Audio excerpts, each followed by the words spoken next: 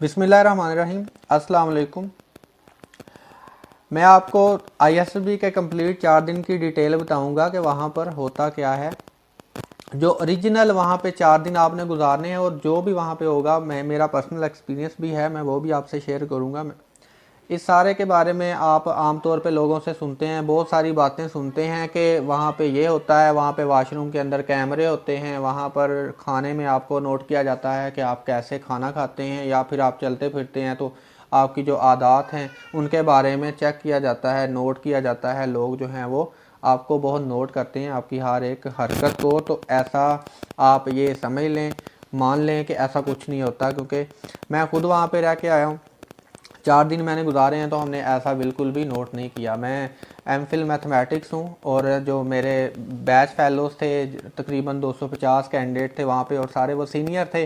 कोई भी ऐसा बच्चा नहीं था वहाँ पे कि जिसको समझ ना हो, तो सारे सीनियर थे और हम सब ने ये नोट किया कि वहाँ पे कोई भी ऐसी बात या फिर कैमरा वगैरह नहीं होता। जैसे कहते हैं जी वॉशरूम में भी कैमरा होता है, आपको नहाते हुए भी चेक करते हैं कि आप नहाते कैसे हैं। तो इतने वो फ्री नहीं होते, ना ही इतना उनके पास टाइम होता है कि वो आपका ये सारा कुछ चेक करें। जो भी वहाँ पे रिज़ल्ट बनता है वो सारा आपके जो टेस्ट होते हैं उनकी बेस पे बनता है। टेस्ट ही वो इतने ले लेते हैं कि आपको बिल्कुल वो छान देंगे। आप 4 दिन वहाँ पे गुजार के आए हैं और आपको पता चल जाएगा कि किसी ने आपसे कोई टेस्ट लिए हैं। तो चलते हैं कि वहाँ पे 4 दिन कैसे गुजारने हैं। तो पहले दिन आप जब वहाँ पे पहुँचेंगे तो उन्होंने 9 बजे का टाइम देते हैं आमतौर पे। तो 9 बजे से 12 बजे तक हमने देखा कि वहाँ पे जो बच्चे थे वो आ रहे थे। 9 बजे से 12 बजे तक तकरीबन उन्होंने रिसीव किया है लोगों को। और आप सबसे पहले वो वहाँ पे आपके सामान की चेकिंग होगी, सामान चेक मुकम्मल करते हैं। कोई भी ऐसी चीज़ ना लेके जाएं साथ जो कि बाद में आपके लिए मसला बने। आप साथ में कोई चाकू वगैरह या इस तरह की, मतलब जेन में होता है बंदे के जी चाकू ले जाएं, कोई फ्रूट काट लेंगे, तो ऐसी कोई भी चीज़ आपने साथ नहीं लेके जानी। वो आगे ही नहीं लेके जाने देंगे, बल्कि आपके लिए ज़्यादा मसला बनेगा।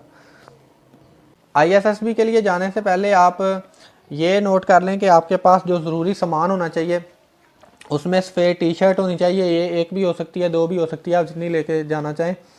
सफ़ेद ट्राउज़र होना चाहिए या फिर सफ़ेद निक्कर होनी चाहिए आपके पास। सफ़ेद अपर होना चाहिए या फिर स्वेटर होना चाहिए सर्दियों के लिए। सफ़ेद जॉगर होने चाहिए। आप ये याद रखें कि सफ़ेद के अलावा वो कोई वहाँ पे पहनने नहीं देते। तो सफ़ेद जॉगर होने चाहिए। उसके बाद जॉगर ऐसे लें कि जो नीचे से फ्लैट हों, ताकि अगर आप बांस के ऊपर या फिर किसी पाइप के ऊपर आपको चलना पड़े तो आप आराम से चल सकें, आपको कोई मसला ना हो या गिर ना सकें आप। क्योंकि जब इंडिविजुअल टास्क होते हैं, आप टास्क करने जाते हैं कुछ ना कुछ, तो वहाँ पे आपके शूज़ जो हैं बहुत काम आएंगे। इंटरव्यू ड्रेस जो है ये बहुत लाजमी है। आप एक अच्छी पर्सनैलिटी के लिए अच्छा ड्रेस भी बहुत काम करता है। तो आप अच्छे से 2 ड्रेस लेके जाएं, अगर एक लेके जाना चाहते हैं, क्योंकि आपके वहाँ पे 2 इंटरव्यू होंगे। एक जो साइकी का होगा, जो साइकोलॉजिस्ट लेगा, और दूसरा जो है वो डिप्टी लेगा आपकी पर्सनैलिटी का।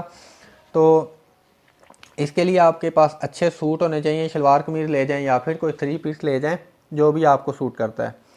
तो जिसमें भी आप कंफर्टेबल फील करते हैं वो आप सूट ले जाएं साथ। तो ये हमारा ज़रूरी सामान है जो हमने साथ लेके जाना है।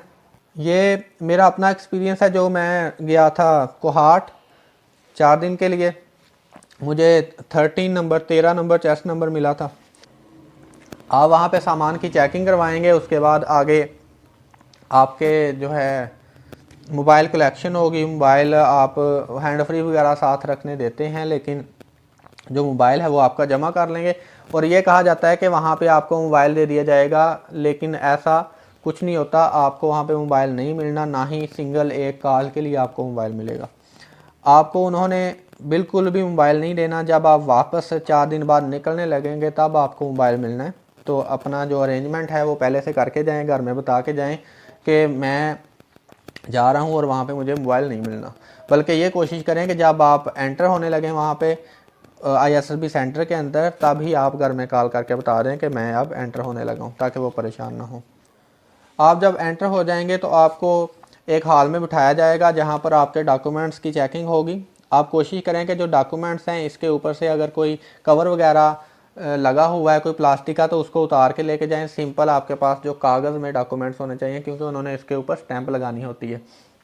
तो अगर ऐसा नहीं होगा तो वहाँ पे वो कहेंगे इसको उतारें, तो काफ़ी टाइम लग जाता है। तो आप उस सारे को डॉक्यूमेंट्स अपने चेक करवाएंगे, उनको डॉक्यूमेंट्स ओरिजिनल वो जमा कर लेते हैं। सारे डॉक्यूमेंट्स साथ लेके जाएं, साथ में आपके रिजल्ट कार्ड भी लाजमी होने चाहिए। अगर आपके पास रिजल्ट कार्ड नहीं होगा तो वहीं से आपको वापस भेज देंगे। तो आपके पास जितने भी जो डॉक्यूमेंट्स हैं वो होने चाहिए जो कि वहाँ पे रिक्वायर्ड होते हैं। डोमिसाइल आप लेके जाएं साथ, वो चेक करते हैं। इसके बाद जब डॉक्यूमेंट्स चेक हो जाएंगे आपके, तो आपके कद की पैमाइश की जाएगी और वज़न मापा जाएगा। इसके बाद आपसे 110 रुपये कलेक्ट कर लेंगे और आपकी एक एक तस्वीर जो है वो बनाएंगे। वहाँ पे आपको वो चेस्ट नंबर देंगे। ये चेस्ट नंबर जो हैं सबसे पहले आपको मिलेंगे, इसको आपने याद रखना है। बाद में ये चेस्ट नंबर तब्दील कर दिए जाते हैं, लेकिन पहले नंबर पे आपको ये चेस्ट नंबर, ये जो पहले दिन मिलने हैं, इसको आपने याद रखना है क्योंकि ये पहले दिन आपके काम आने हैं। तो ये आपको वो दे देंगे। इसके बाद आपको सबको कमरों में भेज दिया जाएगा। एक कमरे में तकरीबन 5 लड़के होते हैं और वहाँ से जो कमरा है उसकी रूम सर्विस जो है वो बेहतरीन होती है। आपको गर्म पानी भी मिलेगा वहाँ पे और लाइट्स वगैरह, गीज़र वगैरह आपको सारा कुछ मिल जाएगा। उसके बाद हीटर भी वहाँ पे होता है सर्दियों के अंदर। आप मतलब जो रूम सर्विस है वो बेहतरीन होती है, कोई ऐसा मसला नहीं होता। उसके बाद खाने की बेल बज जाती है। बेल जब भी बजे आपने ध्यान करना है कि कोई ना कोई काम है, कुछ ना कुछ क्या है कि वो बुला रहे हैं, उन्होंने बेल ही बजानी है। 1 बाय 1 किसी को उन्होंने नॉमिनेट करके नहीं बुलाना। आप वहाँ पे जब भी बेल बजे तो फ़ौरन मुतवज्जो हों कि कोई काम होगा, सारे जो हैं वहाँ पे इकट्ठे हो जाएं। तो आप खाना खाएंगे, खाने के बाद वो आपसे कहेंगे जी आप जाएं हाल के अंदर, जो मेन आपका काम है वहाँ से शुरू हो जाएगा। तो दोपहर के तकरीबन 12-1 बजे 2 बजे तक आप हाल में चले जाएंगे। इसके बाद फॉर्म फिलिंग है आपकी। तो फॉर्म फिलिंग के लिए आप देखें कि सबसे पहले वो ये जो फॉर्म फिलिंग है ये बहुत अहम है आपकी रिकमेंडेशन में, ये रीढ़ की हड्डी है। आपने जो भी वहाँ पे लिखना है फॉर्म के अंदर वो बिल्कुल एक्यूरेट होना चाहिए और वही होना चाहिए जो कि आपसे कभी भी पूछा जाए तो आप उसका जवाब जो है वो सेम दें, ताकि ये ना लगे उनको कि इसने कोई झूठ बोला था। मतलब आप वहाँ पे अपनी लाइक डिसलाइक लिखते हैं, आप कहते हैं जी मुझे क्रिकेट पसंद है, बाद में आपसे इंटरव्यू में पूछा जाता है जी आपको क्या पसंद है, तो आप फिर वहाँ पे हॉकी कह दें तो ये डिफ़र हो जाएगा। आपने वही बताना है जो कि आपको पसंद है। आपको क्रिकेट पसंद है, आपको जब भी सवाल किया जाए 10 दफ़ा भी वो सवाल करें कि क्या पसंद है आपको, तो आपने यही बताना है कि मुझे क्रिकेट पसंद है। तो ये फॉर्म आपने फिल करते हुए ध्यान करना है कि आपके पास जो भी आप लिख रहे हैं वो बिल्कुल एक्यूरेट है और जब भी आपसे पूछा जाएगा वो सेम आप जवाब देंगे। ये तभी होगा जब आप बिल्कुल एक्यूरेट चीज़ लिखेंगे, जो आपकी है पर्सनल आप वही लिख सकते हैं जो आपके दिमाग में है। जब आप खुद से कोई बनावटी लिखेंगे तो आप भूल जाएंगे, और जब आपसे सेकंड दफ़ा वो सवाल करेंगे तो आप भूल जाएंगे कि क्या जवाब देना है, तो डिफ़र हो जाएगा और आपका झूठ पकड़ा जाएगा। वो इस मामले में बड़े प्रोफेशनल होते हैं, इन चीज़ों को वो नोट करते हैं। तो वहाँ पे आपकी फॉर्म फिलिंग होगी। फॉर्म फिलिंग के बाद आपको तकरीबन रात हो जाएगी और वो आपसे कहेंगे कि आप खाना खाएं और अपने कमरों में चले जाएं। तो इस तरह पहले दिन का अख्ताम हो जाएगा।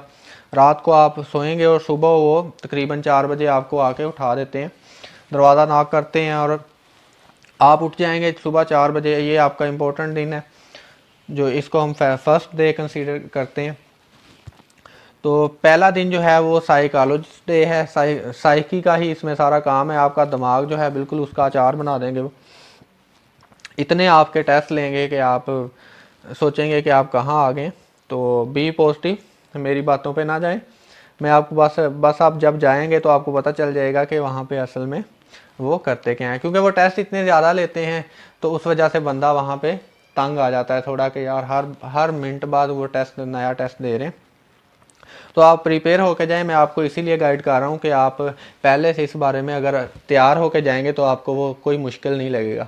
जो भी वहाँ पे टास्क दिए जाते हैं वो ऐसे होते हैं कि हर बंदा ही कर सकता है, लेकिन वो उसका जो मेथड है कि वो किस तरह करता है ये वो देखते हैं कि कोई कॉन्फिडेंस से करता है, कोई बगैर कॉन्फिडेंट के करता है, या कोई सही कर देता है काम या फिर सही नहीं करता।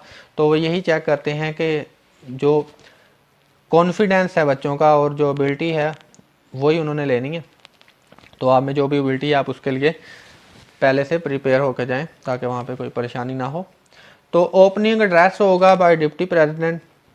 डिप्टी प्रेसिडेंट जो है वो ओपनिंग एड्रेस करेगा, सबको गाइड करेगा कि आप यहाँ पे आए हैं, वेलकम भी करेगा कि यहाँ पे आप आए हैं, आपने यहाँ पे 4 दिन गुजारने हैं, जो सहूलियात हैं आपको, या फिर जो रूम सर्विस है उसके बारे में बताएगा, कैंटीन के बारे में बताएगा कि जो चीज़ आपको चाहिए वो वहाँ से ले सकते हैं। इस तरह वो कोई रूल्स बताएगा आपको जो ISSB सेंटर के अंदर आप फॉलो करने हैं, आपने कहाँ पे आप जा सकते हैं, किस जगह पर नहीं जा सकते, वो भी आपको गाइड करेगा कि आप ये कर सकते हैं और ये नहीं कर सकते। इसके अलावा एड्रेस के बाद इंटेलिजेंस टेस्ट होगा, स्क्रीनिंग टेस्ट भी इसको कहते हैं। आमतौर पर ये होता है कि जो भी इन टेस्ट में फ़ेल हो जाता है उसको वो उस कंपटीशन से यानी कि ISSB से निकाल देते हैं, उसकी रिकमेंडेशन वहाँ पे ही ख़त्म हो जाती है, वो नॉट रिकमेंडेड हो जाता है, लेकिन उस बंदे को बताया नहीं जाता। वो वैसे ही बाकी लोगों के साथ काम करता है, 4 दिन उसने रहना है, लेकिन उस बंदे को पता नहीं होता कि मुझे इन्होंने निकाल दिया हुआ है। तो आपने इन टेस्ट को बड़े गौर से करना है। इंटेलिजेंस टेस्ट में आपके पास वर्बल टेस्ट होंगे, नॉन वर्बल होंगे और मैकेनिकल एप्टीट्यूड टेस्ट होगा। जो इनकी डिटेल्स है वो मैं नेक्स्ट लेक्चर में आपको दूंगा कि ये टेस्ट किस तरह के होते हैं। वर्बल वैसे ज़ुबानी को कहते हैं, नॉन वर्बल जो है वो तस्वीरी शक्ल में कुछ दिखाया हो, और मैकेनिकल एप्टीट्यूड टेस्ट में आपको कुछ मैकेनिक्स के बारे में सवाल होते हैं, जैसे कि 2 बंदे हैं, उन्होंने कोई चीज़ उठाई हुई है तो किसके ऊपर वज़न ज़्यादा है, या फिर 2 कारें मूव कर रही हैं तो कौन सी जो है वो उसमें रेजिस्टेंस ज़्यादा है, किस में कम है, किसकी स्पीड ज़्यादा है, किसकी कम है, या किसका वज़न ज़्यादा है, किसका वज़न कम है। इस तरह मतलब वो सवाल देंगे आपको, कहाँ पे फोर्स ज़्यादा लग रही है, कहाँ पे कम लग रही है, इस तरह के सवाल होंगे। तो ये आपने इन टेस्ट को बड़े आराम से करना है क्योंकि ये आपके स्क्रीनिंग टेस्ट हैं। इसके बाद साइकोलॉजिक टेस्ट है। साइकोलॉजिक टेस्ट जो है play main role in recommendation. आपने इनको बड़े आराम से करना है। इसमें सबसे पहले होगा सेंटेंस कंप्लीशन। सेंटेंस कंप्लीशन जो है इसमें सेंटेंस दिए होते हैं, उनको आपने कंप्लीट करना है। जैसे मिसाल के तौर पे आपके पास सेंटेंस होए, अगर मैं कामयाब हो जाता हूँ तो आगे खाली जगह दी होगी, तो आपने वहाँ पे लिखना है कि मैं मिठाई बांटूंगा, मैं खुश हूँगा, मैं अल्लाह का शुक्र अदा करूँगा, मैं अपने माँ बाप को जाके खुशखबरी सुनाऊँगा। तो जो भी आपके ज़हन में है आप वहाँ पे पॉजिटिवली वो जवाब देंगे। और ये सवाल जो है रिपीट भी होते हैं दरमियान में, एक ही मतलब पे फॉर्म के अंदर 2-2 3-3 दफ़ा सवाल आ जाता है। वो सिर्फ यही चेक कर रहे होते हैं, जहाँ तक हमने अंदाज़ा लगाया कि वो यही चेक कर रहे होते हैं कि इस बंदे ने जो जवाब है वो सही लिखा है या फिर कोई झूठ बोला है। तो आपका जो टेस्ट होगा ये सेंटेंस कंप्लीशन, इसमें 2 सेट इंग्लिश के होंगे और 2 सेट ही उर्दू के होंगे। यानी कि पहले आपने इंग्लिश का करना है, उसके बाद फिर आपको इंग्लिश का देंगे एक और इस तरह उर्दू का देंगे 2 दफ़ा। इसको आपने कंप्लीट करना है। इसके बाद वाट होगा जी, वर्ड एसोसिएशन टेस्ट। इसमें 100 वर्ड होते हैं, स्क्रीन पे दिखाए जाते हैं, हर एक वर्ड को उन्होंने स्क्रीन पे दिखाना है और उसके लिए उन्होंने आपको 10 सेकंड देने हैं। तो आपने उन 10 सेकंड में वो जो आपको वर्ड दिया होगा उसका आपने एक सेंटेंस बनाना है। तो वो सेंटेंस जो है पॉजिटिव होना चाहिए, एक अच्छा सेंटेंस हो। 100 आपने बनाने हैं। तो अमूमी तौर पे ये होता है कि 10 सेकंड जल्दी से ख़त्म हो जाते हैं और आपके कई रह जाते हैं। तो जो आपका रह जाए उस पर टाइम ज़ाया ना करें, जो अगला स्क्रीन पे वर्ड आ रहा है उसके बारे में आप सोचें और लिखें ताकि आप ज़्यादा से ज़्यादा लिख सकें। आमतौर पे जो तकरीबन 70 to 80 वो सही मानते हैं कि 70 to 80 हो, तो फिर उनके मेयार के मुताबिक वो ठीक है और उसमें फिर वो उसकी सिलेक्शन करते हैं कि इसने सही लिखे या गलत। अगर इससे कम लिखेंगे, मतलब कोई 30 लिखता है या 40 लिखता है, तो वो फेलियर में आएगा कि ये बंदा जो है वो ज़हीन नहीं है या फिर ये कर नहीं सका। तो आपने कोशिश करनी है कि 70 से 80 लाजमी करें। इसके बाद पिक्चर स्टोरी है। पिक्चर स्टोरी टेस्ट 4 तस्वीरें देंगे आपको, तस्वीर दिखाएंगे एक पहले स्क्रीन के ऊपर 30 सेकंड के लिए आपको तस्वीर दिखाएंगे और आम तौर पे इनके जो टाइम होता है इनका कि 30 सेकंड है 10 सेकंड, ये उतना देते नहीं है। कह देते हैं कि आपके पास 30 सेकंड का टाइम है या 10 सेकंड का टाइम है, लेकिन उतना देते नहीं है, उससे पहले उस चीज़ को ख़त्म कर देते हैं। तो 30 सेकंड का ये कहेंगे जी, आपको एक तस्वीर दिखाई जाएगी स्क्रीन के ऊपर, उस तस्वीर को देख के आपने कहानी बनानी है, सोचना है, एक पॉजिटिव स्टोरी हो, चाहे उसमें कुछ भी लिखा बनाया हो उन्होंने, चाहे कोई किसी की कान के ऊपर गन रख के खड़ा हो, लेकिन आपने उसको भी पॉजिटिव ही स्टोरी में लिखना है। कोई ऐसी स्टोरी बनानी है जिसमें कोई मॉरल हो, कोई अच्छा लेसन हो, उसकी एंडिंग जो है अच्छी हो। एंडिंग पे ये नहीं कर देना कि कोई मर गया है या उसने मरने मनाने वाली बात इसमें बिल्कुल नहीं आपने करनी। बिल्कुल एक अच्छी और पॉजिटिव स्टोरी आपने बनानी है। आप इसके बारे में इंटरनेट से जो है हेल्प ले सकते हैं। नेक्स्ट लेक्चर में आपको इसकी डिटेल भी आपको दे दूंगा। इसके बाद 4 स्टोरियां आपको बारी बारी वो लिखवाएंगे, इंग्लिश में आपने लिखनी है। इसके बाद पॉइंटर स्टोरी है। पॉइंटर स्टोरी में आपके पास कोई एक लाइन दी होगी, एक लाइन के बाद उस स्टोरी को बाकी आपने लिखना होता है कि एक लाइन उन्होंने खुद लिख दी है और उसके मुताबिक आपने बाकी जो है स्टोरी है वो लिखनी है। ये भी आप एक पॉजिटिव स्टोरी बनाएंगे। इसके बाद सेल्फ डिस्क्रिप्शन होती है, आपने अपने मेरिट्स और डीमेरिट्स लिखने हैं, अपनी खूबियाँ और खामियाँ। तो आप ये देखें, ये सारे काम जो हैं आप इजीली कर सकते हैं। अपनी खूबियाँ और खामियाँ आपने लिखनी है। इसमें भी वो आपको चेक ही कर रहे हैं, आपकी साइकी को चेक कर रहे हैं कि आप अपने आप को कैसा जानते हैं और आप में कितनी खूबियाँ हैं, कितनी खामियाँ हैं। इस बात को वो बहुत नोट करेंगे और आइंदा सवालों में भी पूछेंगे। इसके बाद आपको जब भी मतलब खाने का टाइम होगा, दोपहर हो गई या शाम हो गई, तो आपको वो खाने के लिए भेजेंगे। तो शाम तक ये सारे टेस्ट जो हैं ये ख़त्म हो जाते हैं और आपको वो कहेंगे जी अब आप जाएं और सो जाएं। तो आप वहाँ पे से निकल आएंगे। वहाँ पे लॉन होता है, आप वहाँ पे चहलकदमी कर सकते हैं, आप वहाँ पे रुक सकते हैं, वहाँ पे सिगरेट पी सकते हैं। वहाँ पे उसके अंदर ही है कि आपने जो भी करना है। किसी ऐसी जगह पे नहीं जाना जहाँ से उन्होंने रोका हुआ है। तो इस तरह पहले दिन का इख्तिताम होता है। सेकंड डे जीटीओ डे कहलाता है। तो उस दिन आप जीटीओ से मिलेंगे। तो सबसे पहले आप सुबह सुबह आपको उठा दिया जाएगा सेम रूटीन के मुताबिक। आप नाश्ते से फारिग होके हॉल में चले जाएंगे। वहाँ पे आपको ब्रीफिंग दी जाएगी जो भी आपने उस दिन करना है। और इस दिन आपसे ये कहा जाएगा कि आप किट पहन के ही आएँ, तो आपने अपनी किट में ही जाना है। जो वाइट ट्राउज़र है, वाइट आपकी टी शर्ट है, तो वो पहन के आपने जोगर पहन के हॉल में चले जाना है। हॉल में जाके आपको ब्रीफिंग दी जाएगी। इस दिन आपकी पेंसिल का कोई काम नहीं है, आप साथ ना लेके जाएं, आपकी इसकी ज़रूरत नहीं पड़ेगी।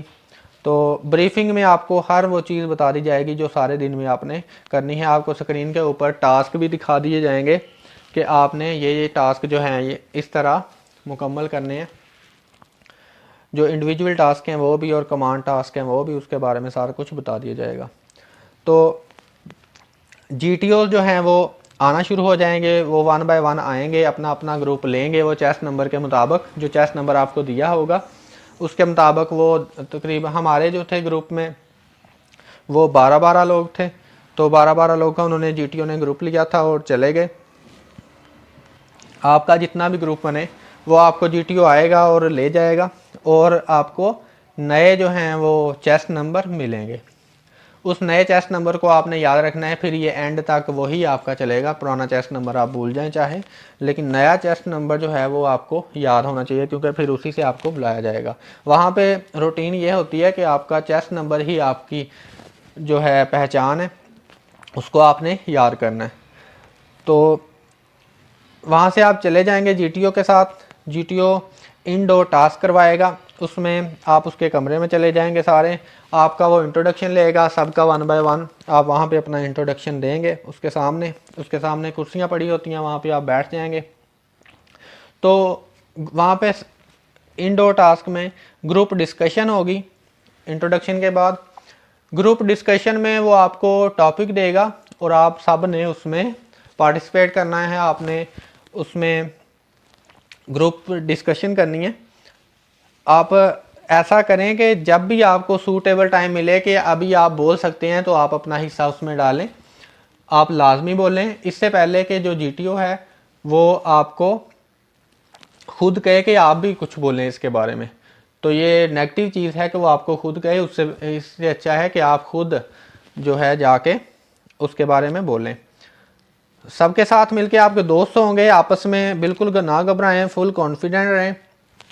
और जो भी बिल्कुल सिंपल टॉपिक देंगे, जैसे महंगाई के ऊपर, या फिर जो पाकिस्तानी मईशत है उसके ऊपर, या हुकूमत कैसी चल रही है, या फिर कौन सा दौर अच्छा था इमरान खान का या फिर नवाज शरीफ का, या फ़ौज जो है ज़्यादा बजट ले रही है तो इसके बारे में, लाइन ऑफ कंट्रोल के बारे में, इस तरह वो आपको कोई ना कोई देंगे टॉपिक।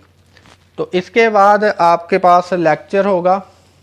लेक्चरेट में वो आपको एक टॉपिक देंगे, वहाँ पे आपने कमरे के अंदर जो जीटीओ है उसका एहतराम भी करना है, और जो वो बात कहे उसको आपने एक ही दफ़ा सुन लेना है।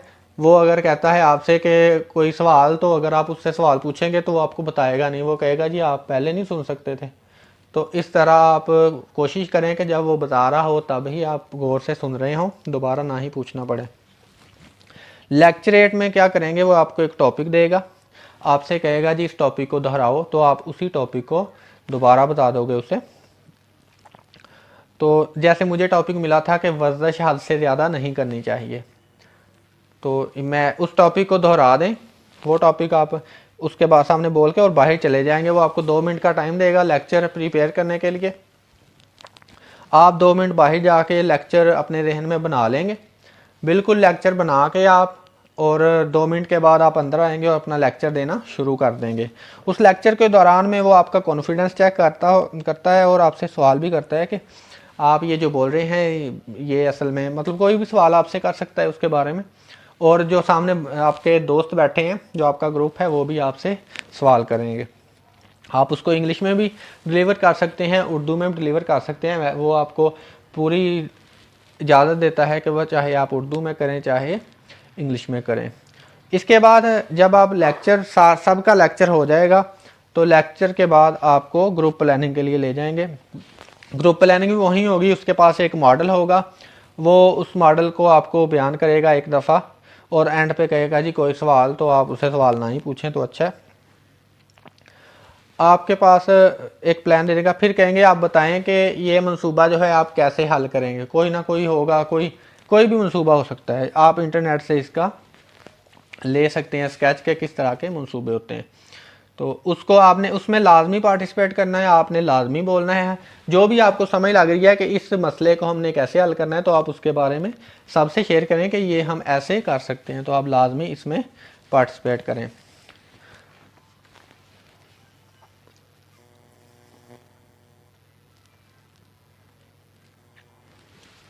इसके बाद आउटडोर टास्क के लिए जीटीओ आपको ले जाएगा, आप बाहर जाएंगे उसके साथ जो ग्राउंड में, वहाँ पे मुख्तलिफ जो हैं वो टास्क होंगे। प्रोग्रेसिव टास्क सबसे पहले आप करेंगे, इसमें वो 3 आपने टास्क मुकम्मल करने हैं, उसके लिए आपको वो 30 मिनट का टाइम देगा। लेकिन वो 30 मिनट का टाइम असल में देता नहीं है, उससे पहले ही आपको ख़त्म करवा देगा कि जी आपका टाइम ख़त्म हो गया। तो आप कोशिश करें कि जो जितना काम भी करें वो अच्छा करें। ये ग्रेजुअली एक से एक मुश्किल होता जाएगा टास्क। पहला टास्क सबसे इजी होगा, आराम से कर लेते हैं लोग, दूसरा जो है वो टफ़ होता है, और तीसरा इससे भी टफ़ होता है। हम जो थे वो दूसरे तक ही गए थे। लोगों ने गलती ये की थी, जो दोस्त थे ग्रुप में, उन्होंने ये गलती की कि वो ज़्यादा आपस में डिस्कस ही करते रहे कि ऐसे कर लें वैसे कर लें, उन्होंने किया कुछ नहीं। तो जो किसी को टीम लीडर जो है वो मान लें ग्रुप में, और कोई बात जो कर रहा है कि इस तरह करें, तो उसको आप कर लें। ये ना हो कि आप बस बातें करते रहें कि जी इस तरह कर लेंगे, इस तरह कर लें, इस तरह कर लें, तो किसी की ना माने। तो आप कोशिश करें कि अटैम्प्ट उसको कर लें, जो भी कोई कह रहा है कि इस तरह कर लें, उसको सोच के आप अटैम्प्ट कर लें।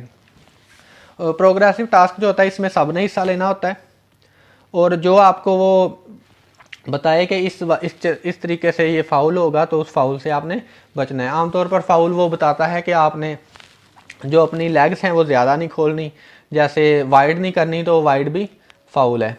इसी तरह आपने जंप नहीं करना, जंप करना भी उसमें फाउल होता है। किसी चीज़ को दूर फेंकना जो है, फेंकने के लिए भी फाउल होता है। तो आप इन फाउल से बचना है और अपना टास्क मुकम्मल करना है।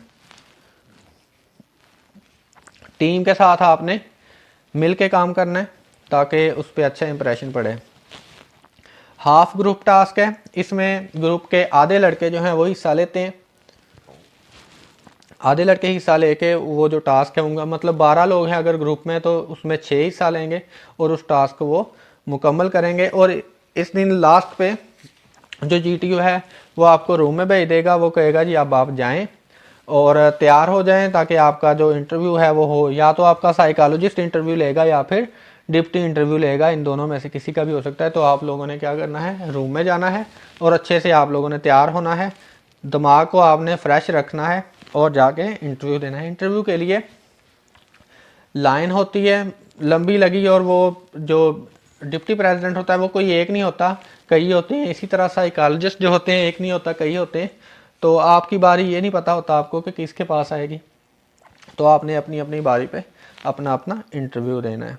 अगर तो आपका इंटरव्यू डिप्टी ले तो कुछ इस तरह से, जैसे हमें उन्होंने सवाल किया, कुछ इस तरह से सवाल आपको करेगा, आपके पर्सनल क्वेश्चन करेंगे, आपका नाम पूछेगा, आपकी एजुकेशन के मतलब पूछेगा, फैमिली बैकग्राउंड पूछेगा कि वाल जो हैं वो क्या करते हैं, भाई क्या करते हैं, जो फैमिली में आपका नंबर पूछेगा कि आपका घर में जो बहन भाइयों नंबर कौन सा है, आपके वज़न के बारे में सवाल करेगा, हाइट के बारे में सवाल करेगा कि कितनी है, आप कॉन्फिडेंट होकर उसको जवाब दें। उसके बाद ये माहौल जो है वेरी फ्रेंडली होगा, इतना फ्रेंडली वो आपको बना देगा माहौल को कि आप रफली हर चीज़ जो है उसको बताने लग जाएंगे। तो कोशिश करें कि कंट्रोल रखें और उसकी बातों में ना आएँ, जो वो सवाल करे बस उसका जवाब दे के चुप हो जाएं। अगर आप उसकी बातों में आ जाएं तो समझ लें आप नॉट रिकमेंडेड हैं, तो उसकी बातों में ना आएँ। जो हमारे दोस्त थे, क्योंकि मैंने आपको पहले बताया कि प्रोफेशनल थे और जो एजेड भी थे, क्योंकि सारे MSc MPhil के बाद गए थे।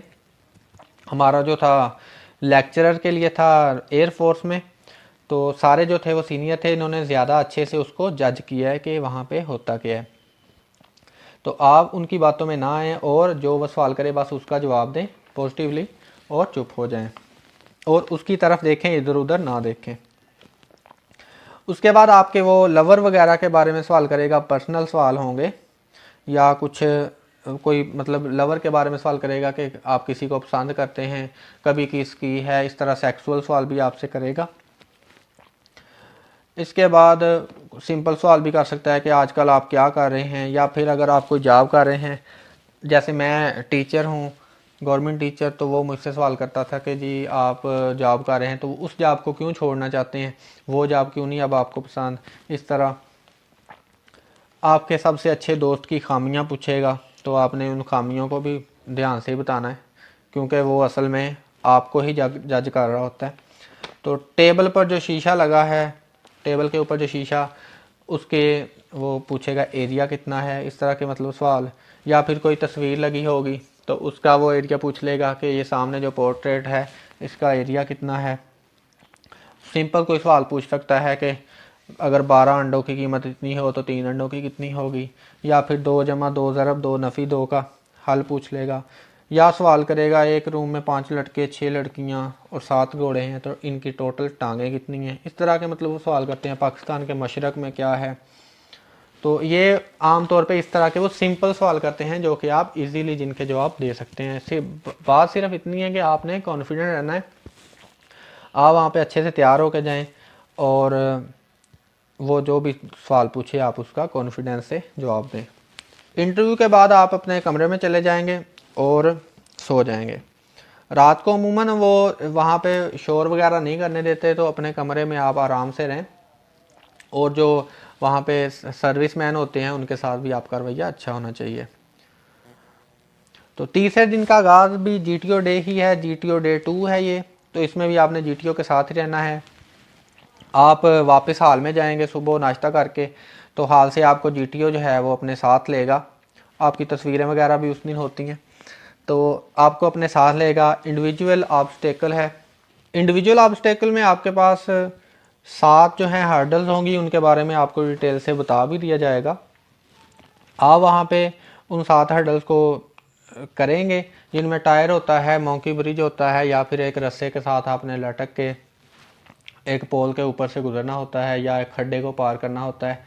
इस तरह आपने 7 जो हैं हर्डल्स वो आपको दिखा भी देंगे स्क्रीन के ऊपर, उनको आपने पार करना है। 2 मिनट का टाइम देते हैं इसको, काफ़ी आप एफर्ट से करेंगे। मैंने टोटल जो थी 6 की थी, आप 7 करनी होती हैं। आप फुल ज़ोर लगाएंगे इसमें तो आपकी कंप्लीट होंगी। आप इसको दोबारा से भी कर सकते हैं, मतलब आप 7 अगर कर लेते हैं, उनके नंबर होते हैं मुख्तलिफ, किसी के 3 हैं, किसी के 4 हैं, किसी के 5 हैं। तो इस तरह आप अगर 7 कर लेते हैं, आपके पास टाइम बचता है, तो आप रिपीट भी कर सकते हैं। लेकिन शर्त यह है कि आपकी 7 की 7 पहली जो है वो हो चुकी हो। इस तरह आप उनमें नंबर ज़्यादा ले सकते हैं।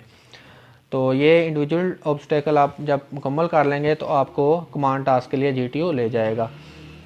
कमांड टास्क में आप कमांडर होंगे अपने ग्रुप के, आपको एक टास्क दिया जाएगा जिसकी ब्रीफिंग जो है आपको GTO दे देगा। आप अपने ग्रुप मेंबर्स को बुलाएंगे और उनसे वो टास्क जो है कंप्लीट कराएंगे। आप उनसे आप कमांडर के तौर पे पेश आएंगे, ना कि उनके ग्रुप मेंबर के तौर पे। तो एज आ कमांडर आपने उनसे वो टास्क कंप्लीट कराना है। आम तौर पे इस टास्क के अंदर वो आपको कॉन्फिडेंस और कमांड चेक करते हैं कि आप लोगों को कमांड भी कर सकते हो या नहीं, या फिर आप में कमांडर की कितनी एबिलिटीज़ हैं। तो कई लोग जो हैं उनसे ये नहीं होता, कई लोग जो हैं इसको कर जाते हैं। तो आप इसके बारे में भी इंफॉर्मेशन लेके जाएं। उसके बाद GTO इंटरव्यू लेगा। ये GTO का इंटरव्यू खड़े खड़े ही हो जाता है, तो इसके लिए आपको कोई ड्रेसिंग की ज़रूरत नहीं होती। आप उसी किट में होते हैं, वो आपको बुलाएगा और आपसे सवाल जवाब करेगा। सिंपल आपकी लाइफ के मतलब सेक्सुअल सवाल कर सकता है, या फिर ये सवाल करेगा कि आप FSC के बाद क्यों नहीं आए, अभी क्यों आ रहे हैं, आप सिर्फ जॉब के लिए आए हो, या फिर आपको शौक है। तो इस तरह के वो जनरल सवाल आपसे करेगा। इसके बाद जो इंटरव्यू बाकी है, जो GTO है वो आपको कहेगा जी आप रूम में चले जाएं, और आपका जो इंटरव्यू है डिप्टी का या साइकोलॉजी का जो भी रहता है वो आप उस दिन देंगे। आपको वो रूम में भेज देगा और आप तैयारी करेंगे अपने इंटरव्यू की, अच्छी सी ड्रेसिंग करें और आप इंटरव्यू दें। इंटरव्यू में आमतौर पे जो साइकोलॉजिस्ट है वो कुछ इस तरह के सवाल करता है। वो भी आपकी सबसे पहले नाम पूछ लेगा, आपकी एजुकेशन के मतलब सवाल कर लेगा, फादर डेजिग्नेशन के मतलब सवाल कर लेगा, सेक्सुअल को सवाल कर लेगा, या फिर आपका क्रश कौन है, लवर कौन है, कभी किसकी है, आर्मी क्यों ज्वाइन करना चाहते हो, FSC के बाद अप्लाई क्यों नहीं किया, खुद को ग्रुप में आप किस नंबर पर रखते हो, या फिर फर्स्ट पर किसको रखते हो। इस पे आप देख लें, आप कोशिश करें अपने आप को नंबर 1 पे ना ही रखें, कोई दूसरा तीसरा चुन लें, और जो आपका ग्रुप में सबसे अच्छा काम कर रहा हो उसको आप नंबर 1 दें। वो कहता है जी मैं आपको रिकमेंड कर देता हूँ, मगर आपका एक दोस्त बहुत गरीब है, इसे जॉब की ज़रूरत है, क्या उसे आप लेटर देंगे, मतलब आप उसे अपनी जॉब दे सकते हैं। तो आपके ज़हन में जो भी इसका जवाब हो वो आप दें। बाकी टेस्ट कैसे हो रहे हैं ये भी आपसे वो सवाल करेगा। Wish you best of luck, ये एंड ऑफ इंटरव्यू होगा और आप वहाँ से आ जाएंगे। मतलब आपसे वो जो साइकोलॉजिस्ट है वो जनरल सवाल करेगा, कोई वहाँ पे ऐसा मुश्किल सवाल नहीं होता जो आप जवाब ना दें। लेकिन उसकी बातों में भी आप ना आएँ, आप जो सवाल आपसे किया जा रहा है उसका जनरल जवाब दें और चुप हो जाएं। वो भी आपको बातों में लाने की कोशिश करेगा। जब आप उसके एक सवाल की जगह 10 जवाब देंगे तो वहाँ पे आप फंस जाएंगे, तो समझ लें आप नॉट रिकमेंडेड है। तो आप उसका अगर एक सवाल है तो एक ही जवाब दें और जवाब दे के चुप हो जाएं। चौथे दिन कॉन्फ्रेंस डे है। इसमें आपको हॉल में बिठा लिया जाएगा। ये सारा दिन आपका बोर गुजरेगा और आपको रिज़ल्ट के लिए वेट करना पड़ेगा। वहाँ पे जो कैंडिडेट तकरीबन सेलेक्ट होंगे या फिर सिलेक्शन के करीब होंगे, किसी का अगर री इंटरव्यू रहता होगा या फिर कोई री ऑब्स्टेकल करनी होगी तो उसको वो बुलाएंगे। किसी का रिज़ल्ट अगर फाइनल करने में उनको मुश्किल आ रही होगी, दोबारा से चेक करने के लिए वो इंटरव्यू भी ले सकते हैं, या फिर वो आपको ऑब्स्टेकल के लिए भी बुला सकते हैं। तो वो बुलाएंगे, बाकी बच्चे जो हैं उधर ही बैठे रहेंगे। जब ये सारा काम हो जाएगा तकरीबन 3-4 बजे आपको वो कहेंगे जी अपना TADA ले लें, जो कि 50 पैसा फ़ी किलोमीटर होता है, बिल्कुल थोड़ा सा TADA होता है। इसके बाद TADA के बाद आपको मोबाइल आपके वापस किए जाएंगे और आपसे कहा जाएगा कि जो जा सकते हैं वो जाएं। अगर किसी ने रात यहाँ पे स्टे करना है और सुबह जाना है तो वो भी कर सकता है, या फिर आपके लिए गाड़ियाँ मंगवा दी जाती हैं और आप उन्हीं गाड़ियों में बैठ के अपने मुतलका जो स्टेशन है वहाँ पे पहुँच जाते हैं। जो रिज़ल्ट है, रिज़ल्ट अनाउंसमेंट वो आपके आने के मतलब नेक्स्ट डे आपको रिज़ल्ट आ जाता है वेबसाइट पे ISSB की, तो आप वहाँ से अपना रिज़ल्ट चेक कर सकते हैं। तो अपना दुआ में याद रखिएगा। जो मैं नेक्स्ट लेक्चर है वो मैं तैयार करूँगा कि वो ये जो इसकी डिटेल है कि ISSB में जो टेस्ट होते हैं वो किस तरह के होते हैं, उनमें किस तरह के सवाल किए जाते हैं, या फिर जो ऑब्स्टेकल होती हैं ये किस तरह की होती हैं। तो चैनल को आप सब्सक्राइब कर लें ताकि जो मज़ीद अच्छी अच्छी मालूमात हैं आप तक पहुंच सकें। ISSB के लिए अच्छे से तैयार होके जाएं। पहले से आप जो आपकी तैयारी है वो आप ऑनलाइन भी ले सकते हैं, मुख्तलिफ लेक्चर होते हैं यूट्यूब के ऊपर भी ले सकते हैं, अकेडमीज़ के भी लेक्चर होते हैं। अच्छे से जो मेंटली प्रिपेयर होके जाएं ताकि आपको जो भी वहाँ पे जब आप 4 दिन गुजारेंगे आपको हर चीज़ का इल्म हो कि अभी इसके बाद ये होना है, जो नेक्स्ट डे है आपका उसको हमने ये काम करने हैं। जब आप ऐसे तैयार होंगे आपको पता होगा कि हमने नेक्स्ट दिन क्या काम करना है या अभी क्या काम करना है, तो आप वो सारा काम बड़े आसानी से और फुल कॉन्फिडेंस से करेंगे। अल्लाह हाफिज़।